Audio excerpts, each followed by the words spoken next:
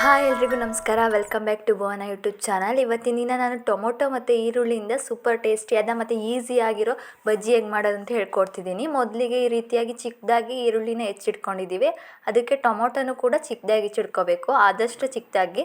ಮತ್ತು ಅದಕ್ಕೆ ರುಚಿಗೆ ತಕ್ಕಷ್ಟು ಉಪ್ಪು, 1 ಟೇಬಲ್ ಸ್ಪೂನ್ ಉಪ್ಪು ಹಾಕಿದ್ದೀವಿ. ಮತ್ತು ಖಾರದ ಪುಡಿ ಹಾಕಿದ್ದೀವಿ, ಅದಕ್ಕೆ ಒಂದು ಅರ್ಧ ಸ್ಪೂನಷ್ಟು. ಇದು ಹಾಕಿದ ನಂತರ ನೀಟಾಗಿ ಮಿಕ್ಸ್ ಮಾಡ್ಕೋಬೇಕು ಇದಕ್ಕೆ. ಅದಾಗಿದ ನಂತರ ಗಟ್ಟಿ ಮೊಸರು ಇರುತ್ತಲ್ಲ, ಅದನ್ನು ಆ್ಯಡ್ ಮಾಡಬೇಕು ಇದಕ್ಕೆ. ಮೊಸರು ಹಾಕಿ 1-2 ಸ್ಪೂನಷ್ಟು ಮೊಸರು ಹಾಕಿ ಇದನ್ನು ನೀಟಾಗಿ ಮಿಕ್ಸ್ ಮಾಡಿಕೊಂಡ್ರೆ ಇನ್ಸ್ಟೆಂಟಾಗಿ ಒಂದು ಬಜ್ಜಿ ರೆಡಿ ಆಗುತ್ತೆ. ಯಾವುದೇ ರೀತಿ ಬಿಸಿ ಮಾಡ್ದಲೇ ಕೂಡ ಒಂದು ಹೆಲ್ದಿಯಾಗಿರೋ ಬಜ್ಜಿ ಅಂತಲೇ ಹೇಳ್ಬೋದು. ಚಪಾತಿಗೆ, ರೊಟ್ಟಿಗೆ ಮತ್ತು ಸೈಡ್ಸ್ ಆಗಿ ರೈಸ್ಗೆಲ್ಲ ನೆಂಚ್ಕೊಳ್ಳೋದಕ್ಕೆ ಚೆನ್ನಾಗಿರುತ್ತೆ. ನೋಡಿ, ಟ್ರೈ ಮಾಡಿ ಒಮ್ಮೆನೇ. ನೋಡಿ, ಇಷ್ಟೇ, ಇದು ರೆಡಿಯಾಗಿದೆ. ಇವಾಗ ನಾನು ಚಪಾತಿಗೆ ಮಾಡ್ಕೊಂಡಿದ್ದೆ, ತುಂಬ ಚೆನ್ನಾಗಿತ್ತು.